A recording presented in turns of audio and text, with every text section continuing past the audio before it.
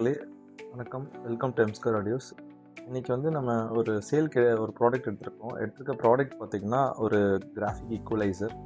இந்த ஈக்குவலைசர் பார்த்திங்கன்னா நமக்கு எதுக்கு மெயினாக தேவைன்னா நம்மளோட இப்போ வந்து நம்மளோட அனலாக் சிக்னல்ஸ் வந்து எப்படி வரும்னா, உங்களுக்கு ஒரு சிடி அவுட்புட்லேருந்து அனலாக் சிக்னல் வருதுன்னா அது ஒரு சேனல் செப்பரேஷன் இல்லாமல் இருக்கும். அதாவது உங்களுக்கு ஃப்ரீக்வன்சி பேண்ட்ஸ் வந்து உங்களுக்கு அப்படியே ராவாக வரும். எல்லா ஃப்ரீக்வன்சியும் ஒரே ரேஞ்சில் இருக்கும்.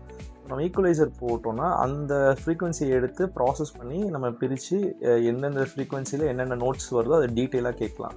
அதேமாதிரி நீங்கள் விண்டேஜ் சாங்ஸ்லாம் போட போகும்போது அதோட நாய்ஸ் எல்லாம் நீங்கள் வந்து ஈக்குவலைசர் வச்சு ரெடியூஸ் பண்ணிக்கலாம். Okay, bass control, treble control, midrange control எல்லாமே பண்ணிக்கலாம். ஸோ ஈக்குவலைசர் வந்து நீங்கள் ஸ்டீரியோ லிசனராக இருந்தால் ரொம்ப முக்கியமான பார்ட். ஓகேங்களா? ஸோ இன்றைக்கி நம்ம சேல்க்கு எடுத்துருக்க ப்ராடக்ட் பார்த்திங்கன்னா TEAC ஒரு கிராஃபிக் ஈக்குவலைசர். அதோட நேம் பார்த்திங்கன்னா EQA-220 கிராஃபிக் ஈக்குவலைசர். இதாவது ஒரு மாடல். ஓகேங்களா? இது பார்த்திங்கன்னா உங்களுக்கு வந்துட்டு 10 பேண்ட் ஈக்குவலைசர். அதாவது இதோட ஃப்ரீக்வன்சி கண்ட்ரோல் லெவல் பார்த்திங்கன்னா உங்களுக்கு 30லேருந்து 16,000 ஹெர்ட்ஸ் வரை கண்ட்ரோல் பண்ணலாம். ஓகேங்களா? ஸோ லெஃப்ட் சேனலுக்கு தனியாக 10 பேண்ட்ஸும் ரைட் சேனலுக்கு தனியாக 10 பேண்ட்ஸும் இருக்கும். அது இல்லாமல் பார்த்தீங்கன்னா இதில் வந்து நடுவில் உங்களுக்கு ஸ்பெக்ட்ரம் டிஸ்பிளேவும் இருக்கும். ஓகேங்களா? நீங்கள் வந்துட்டு அந்த ஒரு விஷுவலாக நல்ல ஒரு விஷுவல் ட்ரீட்டாகவே இருக்கும் உங்களுக்கு அந்த ஈக்குவலைசர் கண்ட்ரோல் பண்ண போகும்போது, பேலன்ஸ் ஆக போகும். ஸோ இதோட ஸ்பெக்குன்னு நம்ம பார்க்க போகும்போது இதோட ஃபிசிக்கலாக இதை பார்த்தோன்னா இது மேட் இன் ஜப்பான். அது இல்லாமல் இதோட வெயிட் பார்த்திங்கன்னா அரௌண்ட் 3 kg வரும். ஒரு எக்ஸலண்ட்டான ப்ராடக்ட்டு. ஓகேங்களா? அதேமாதிரி நமக்கு வந்து இதோட கண்ட்ரோல்ஸ் பார்த்திங்கன்னா உங்களுக்கு நல்லா பார்த்திங்கன்னா ப்ளஸ் டிபியிலேருந்து -12 dB வரும். ஓகேங்களா? இதான் அதோட டிபி கண்ட்ரோல். ஒரு ஸ்டெப்புக்கும் ஒரு டிபி ஏறும். அதாவது வால்யூம் இன்க்ரீஸ் ஆகும், அதோட ரேஞ்ச் வந்து இன்க்ரீஸ் ஆகும். ஸோ அப் டு 10 dBக்கும் உங்களுக்கு +12 dB கண்ட்ரோல் இருக்கும். ஓகேங்களா? அதேமாதிரி இதோட சிக்னல் டு நாய்ஸ் ரேஷியோ அப்படின்னு நம்ம பார்த்தோம்னா 90 dB வருது.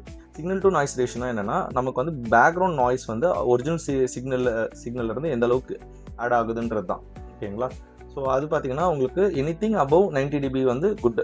ஸோ இது வந்து 90 dB தான். ஸோ உங்களுக்கு வந்து அந்த ஹிஸ்ன்ற நாய்ஸ் வந்து ரொம்ப கம்மியாகவே தான் கேட்கும், அதாவது இருக்காது கண்டிப்பாக. ஓகேங்களா? அதேமாதிரி இதோட THD, அதாவது ஹார்மோனிக் டிஸ்டார்ஷன் சொல்லுவோம். அதாவது ஒரிஜினல் சிக்னல்லேருந்து எந்த அளவுக்கு இது ப்ராசஸ் ஆக போகும்போது இந்த ஹார்மோனிக் சிக்னல்ஸ்லாம் ஆட் ஆகுது, அதாவது டிஸ்டார்ஷன் சிக்னல்ஸ்லாம் ஆட் ஆகுதுன்னு பார்த்தீங்கன்னா அது வந்து 0.01. ஸோ எந்த ஈக்குவலைசராக இருந்தாலும் 0.01லேருந்து 0.05 இருந்துச்சுன்னா, அதாவது பிலோ 0.1 இருந்தாலே கிரேட். இது பார்த்தீங்கன்னா 0.01 தான். ஸோ உங்களுக்கு வந்துட்டு அந்த டிஸ்டார்ஷன் லெவல் சிக்னல்ஸ் வந்து ரொம்ப கம்மியாகவே தான் இருக்கும். ஓகேங்களா? ஸோ இதுதான் இதோட ஸ்பீக்கு. எல்லாம் கண்ட்ரோல்ஸ் இருக்குன்னு நம்ம பார்த்துக்கலாம். இதில் பார்த்திங்கன்னா உங்களுக்கு பவர் பட்டன் இருக்கும், ஈக்குவலைசர் ஆன் ஆஃப் இருக்கும், அதுக்கப்புறம் பின்னாடி இருக்கிற இன்புட் வந்து செலக்ட் பண்ணுறதுக்குள்ள பட்டன்ஸ் இருக்கும். ஓகேங்களா? ஸோ பின்னாடி நம்ம இதை பார்த்தோம்னா